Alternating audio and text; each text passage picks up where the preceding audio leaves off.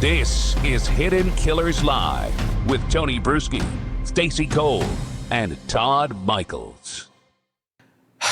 Well, let's start getting into the yogurt shop murders, where it would have been wonderful if some of these young ladies at the time, had they had some sort of training, had there been some sort of thought on their own self-defense, would it have ended that way? I think it's a fair question to ask and to think about when we put our young people out there in the world.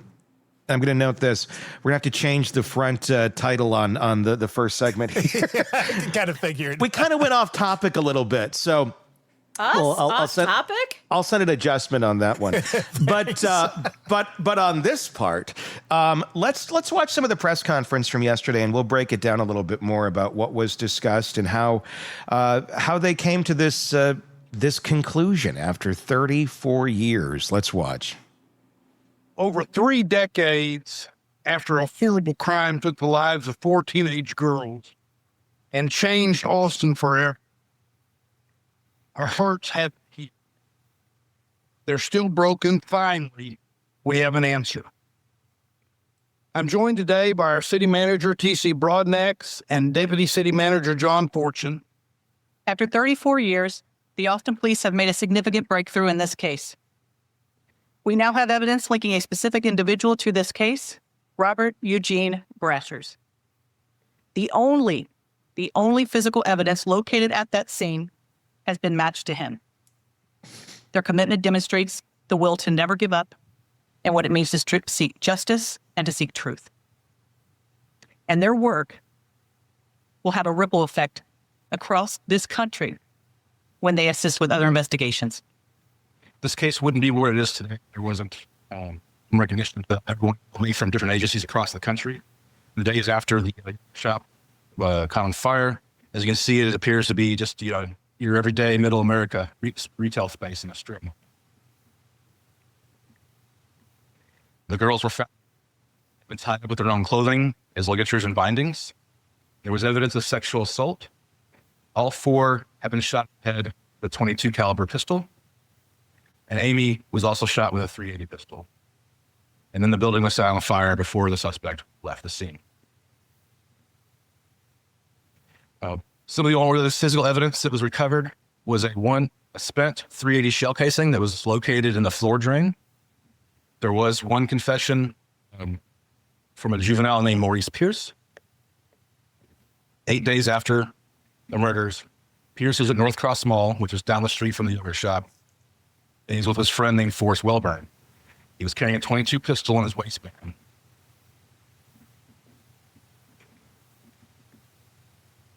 He was 16 at the time, and he was arrested for the possession of the pistol and taken down to the homicide office, where he was interrogated for several hours by Detective Hector Polanco. The ballistics on the .22, to see if it would try to match it with the fragments from the murder scene, were inconclusive at best. There was never any physical evidence linking them to the yogurt shop. A landmark Supreme Court case comes out called Crawford v. Washington.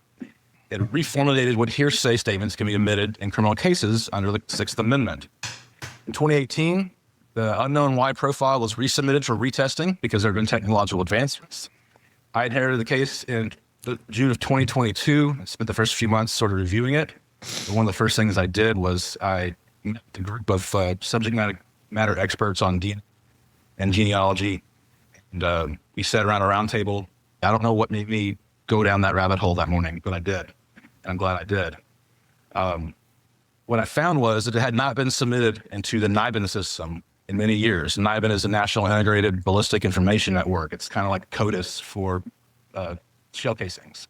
The original ballistics report said that in all probability, the weapon used from that .380 projectile was limited to an AMT brand backup model .380 handgun that was used to kill Amy. So we kind of sat down and decided, well, what are we going to do next? How are we going to solve these cases together, assuming they are related?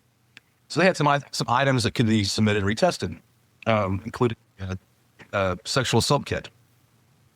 We reached out to all of the labs in the country that do YSTR typing and asked if they can manually search against our unknown profile. and we got a match. The South Carolina State Lab was the only lab in the country that responded that they had a match, quote, match to our unknown YSTR, Robert Eugene Brashers. He has a perfect 27 for 27 match to our unknown profile in yogurt shop. So this particular Y profile is very rare. They'd never really seen it before, and their population statistics estimated that it's only 0.12% of the U.S. population. So now we're getting somewhere that, we're building a case here that this is Brashers, but still 0.12%. We need to be at 100%. But we're getting there. He's starting to look better and better. It wasn't until 2018, the very sort of infancy of genetic genealogy, that these detectives, some of them who are here today, got together and collaborated. How are we going to identify this guy? And in 2018, that DNA testing confirmed that all of those unsolved up there were all from Mr. Robert Brashers. So he's good for the sexual assaults and murders throughout the 90s that he never had to stand trial for. The guy even faked his own obituary and put it in the newspaper to establish an identity. Her mom would ask her to call the dad by a different name at times. So we start researching this guy on our end. How is he related to our case? So we looked into this guy a little further, ran his plate, and it showed to be a stolen car out of Georgia. It was stolen on November 29th. During this interaction, he was also in possession of a .380 pistol. It's not necessarily unique to one individual, like autosomal STRs used in CODIS. STRs are passed down paternally. So me and my brother have the same YSTR profile, unless there's some sort of mutation. But we're trying to figure out how to get from, we're pretty sure it's him, till we know it's him. This was going to be pushing all of our chips on the table with this. This was going to be the last shot effort. One of the things we retested was Amy's fingernail clippings from the autopsy. He controlled 4 women alone, tied them up, and sexually assaulted one of them in 1997 in Memphis. And I'm sorry that it took 34 years for us to get here, but we're here now. And, Amy's final moments on this earth were to solve this case for us because of her fighting back. Okay. Thank you. Austin Forensic Science and Austin Police have been actively working together, sometimes daily and hourly lately, along with dozens of partner agencies, forensic laboratories, and nationally renowned subject matter experts. Thanks to the due diligence of South Carolina, we finally had the missing forensic piece, a known suspect and his DNA reference sample. Given the totality, the consistency, and the strength of these data, I am confident in the update that we're providing to you today. There was no physical evidence tying them to the crime. Mr. Scott confessed after an 18-hour interrogation. Mr. Springsteen confessed after a 5-hour interrogation, and both confessions implicated the other 2 boys. Both later recanted their confessions and said they were false and coerced. In 2009, DNA testing found biological evidence that did not match any of the 4 boys, and on the eve of retrial, their cases were dismissed pending further investigation by the Travis County District Attorney's Office. Let's pause for a second. So much time. Because that's a big piece of this case is the false confessions. Yeah. And we're going to talk with Bob Mata about that in just a little bit, about false confessions and how they're brought up and how once one says those words aloud, no matter what type of pressure may be on one to say those words aloud, it's set in stone then. It's, well, you said it. You said it. And they keep going back to it no matter what. He said he confessed. He confessed. He said he confessed. And we never take a closer look, or we quite often in the past don't take, and still to this day don't always take a closer look at the context to it. Well, how did he confess? What kind of confession was that? Was this someone where you locked a person in a box and tortured them for a year, and then they finally confessed while they were eating their own poop, like Richard Allen in the Delphi murders? Or was this, you took some youths who had, some problems that were going on in their lives, and pressured them and threatened them and made them say that they did it. That's a fascinating one in this case because it happened within the course of hours. I mean, we're talking like 18 hours of interrogation, wearing someone down and eventually getting these confessions and false memories. But that's a scary thing because I think when you look at the false confessions that some of these kids gave, they almost started to believe it. They started to believe they were just not remembering things correctly, and that these officers were helping pull those memories out. And then they stated them in those interviews. After walking away, they walked back going, "Wait a second, I'm not sure about that." But that's a weird thing to think about. How does that hit you guys? Of the idea that, do you think someone could get a false confession out of you if you were in these guys' shoes and you were accused of being there that night and you weren't and you didn't kill them, but you got a system that is just hounding you and you're that young and dumb, as everybody is, and they're hounding you and pushing you the way that they did? Do you think that you could have ended up being one of them and confessing to something that you did not do? Todd, what do you think? Oh, I was going to wait for you to go first. Gosh, let's go back to you. I need to think about this a little bit. It's tough because you want to say, well, I would never confess to something that I didn't do, especially murder, right? Mm-hmm. Essay and all that kind of stuff. But then you watch the video of the interrogations, and we only saw bits and pieces of it. We watched it here on the show, but you could see little by little their confidence in themselves going away because of the way they were treated, because of the way the interrogation went, the questions, all that kind of stuff. And then you start to go, God, would I start thinking, hey, maybe I did do something, or maybe there's a lapse of memory here. Mm-hmm. Why does he know so much about something that I supposedly did and I don't? And also, I just want to throw this out there. We're brought up to respect law enforcement. Correct. So if a law enforcement officer is sitting there telling you that this is what happened, this is kind of what it looks like, and you're being implicated on this, there's a good portion of me that goes, well, why wouldn't I trust what this person's telling me? Even if I don't remember it, but if this guy's telling me it, it's got to be true. Especially back then. Yes. It was not the client. I mean, and people who are younger going, well, weird. I mean, it was different. They were called officer friendly is what we called the police officers. And they came to our schools. And if you saw them on the street, they'd give you baseball cards. Yes. And it was, they actually understood that having good PR and having relationships with the community was important, and they shouldn't look like a military force coming in and invading your town. It does kind of tend to push people away, just saying. But it was a very different time. And so, yeah, exactly. You would be thinking, well, I should trust these people. Like, why would I not? I mean, and then, well, there are such things as false memories and or blocking things out. And I think that's kind of what they were trying to do with these kids, is tell them, well, you blocked it out. It was too traumatic. You blocked it out. So I'm going to fill in the blanks. And our brains are good at filling in blanks. Yep. Remember in sitcoms I'm dating myself a little bit, back in the 80s, amnesia was a thing. Remember that? If you hit your head?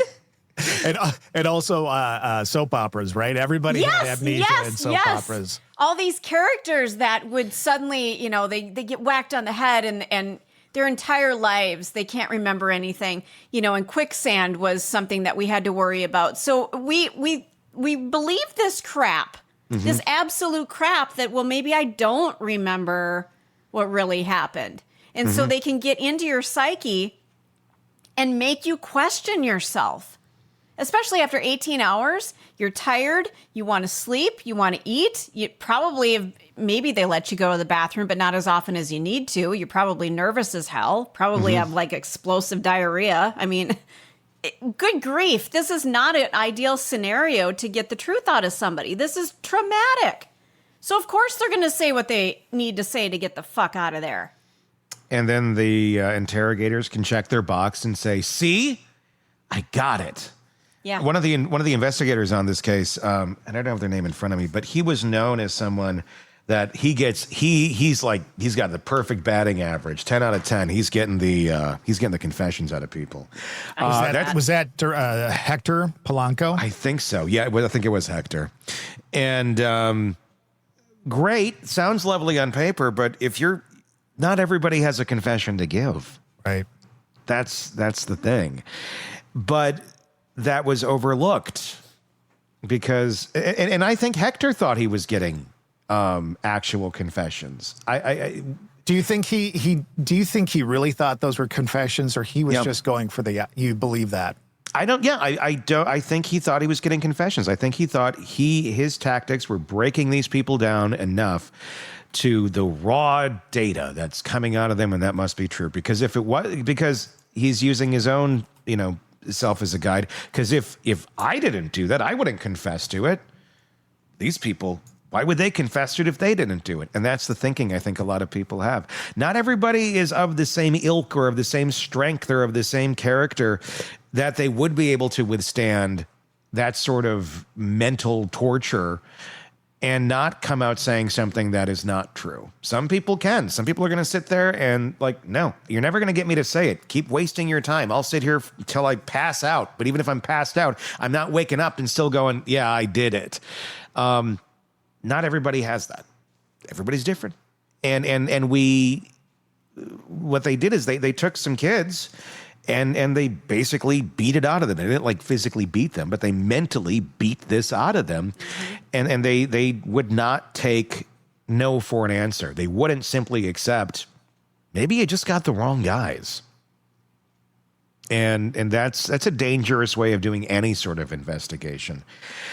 But it's the narrow-minded focus of, you got to get to your goal. The public, there's the pressure. They want the answers here.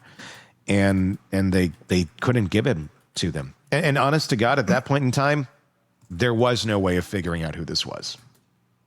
Yeah. We didn't have the DNA technology. We did not have it. So unless you caught the guy and he confessed to it, there really was no way of doing it. All this is a result of technology that came about decades after the actual murders took place. So that's how we got there.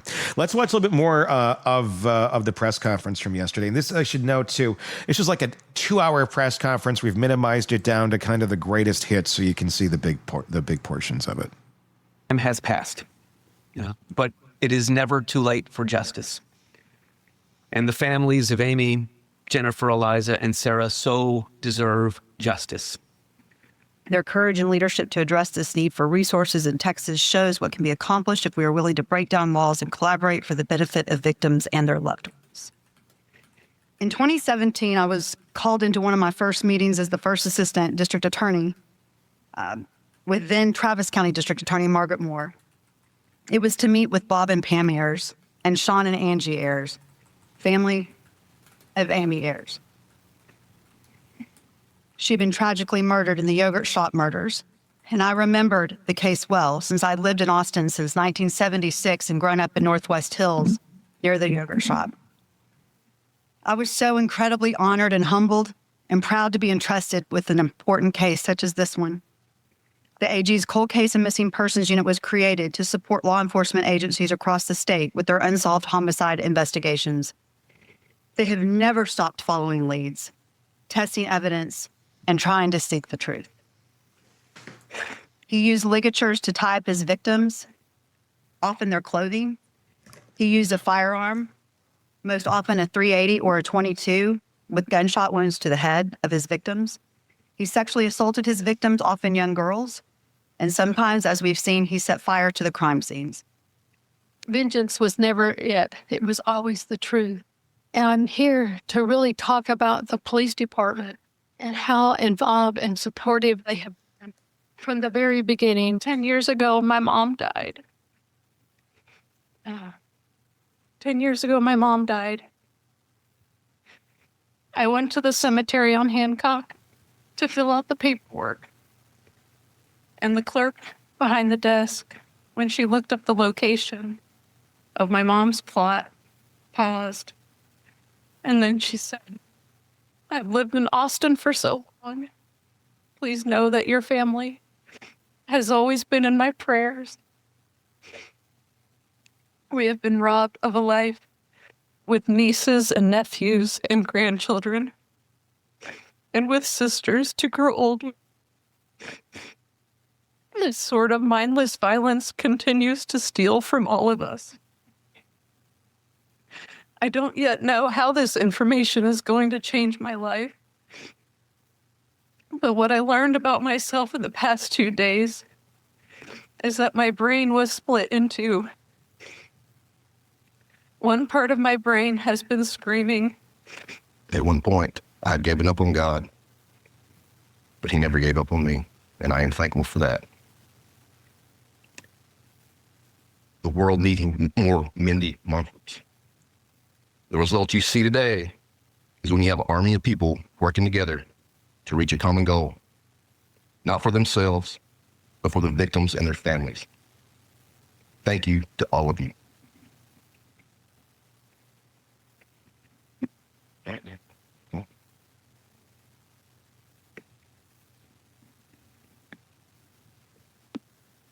She went to work. She started making phone calls to everyone that would listen, and the ones that didn't listen, she made them. She was a thorn in the side of many detectives, but she eventually gained the respect of all of them. This day, I was never sure was going to get here. This chapter will close soon, but we're just getting started. You will see.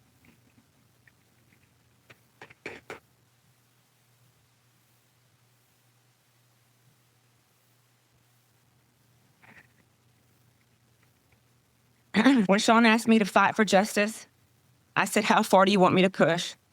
And he said, "As far as you can." That lit a fire in me that I had never experienced in my life. And I say this to all the other family victims out there. Keep going. You will get knocked down, but get back up with a vengeance. Do not take no when your gut is telling you to push. Do not give up. Fight for what is right. He was warned against how intense and passionate I was in order to help this case. He never wavered. He was willing to put all of his ego aside and do what was right for the girls. She has set the bar for cold case units and missing persons units in Texas, and together we will be forming a foundation to further advance law enforcement agencies and cold cases around the country. Open the cold case boxes, please. Put the evidence in the databases. Run the rape kits. Do not wait. Do it today. You could help ease someone's pain. We have got to do better for the victims. I would like to ask President Trump for a conversation to help fix this broken system. I am glad I was able to keep my word. I was able to help you and our family find justice. I was never going to give up.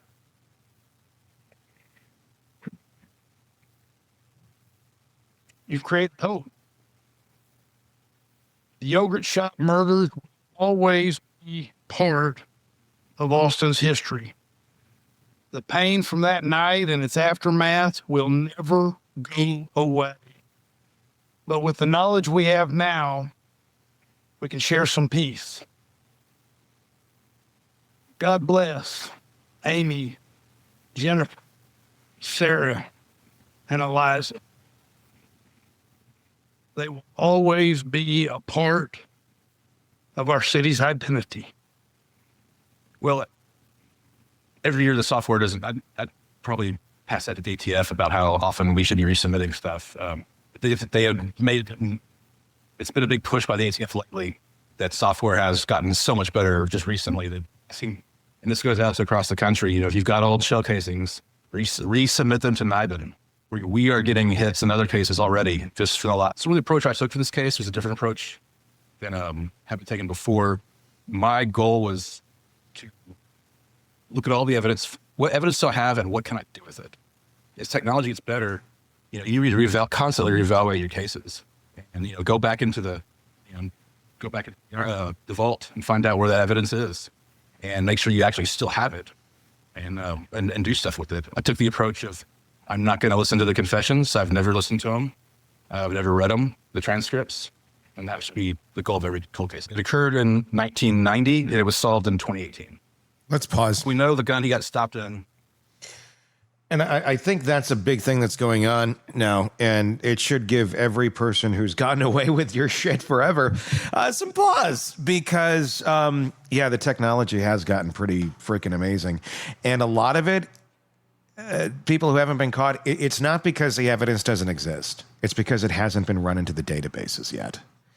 And I hope that there is concerted efforts on the part of every department across the country to get that data into these databases, because once that happens, then things can be connected, things can be linked up, and answers can be found. I wonder if in some areas, I know in some areas they do have like volunteer groups that help with this sort of thing, because it is a daunting task. You're talking decades of material that needs to essentially be cataloged into a system that can then do its matching job. But I would encourage anyone, if you're passionate about this and want to see more cases like this and justice brought to more victims, reach out to your local departments and say, hey, can I help in any way? Because they do look for many do look for volunteers and things like this, and there's not enough people out there to do all of it, and that manpower unfortunately becomes the big thing, and funding, because if they're looking for volunteers, it means they have no money to pay anybody for some of it. But the satisfaction and the justice that can be brought by re-examining evidence in so many of these cold cases is stunning. I mean, look what it led to here, and that was because somebody said, rerun this. The evidence has been sitting there for quite some time, but it was finally rerun because somebody took the time to do it, because somebody remembered it, and they found it. So pretty amazing what that sort of technology can do. It's heartening. It's also very sad to see the victims' family members, but also the people involved with the investigation. This was something they were very passionate about. It was something that moved them very deeply. Obviously, the girls losing their lives and the many years that this case was cold, it touched that community. And Austin is one of those communities. It's very progressive. It's kind of a party place now, but back then it was just another town in Texas when this all took place.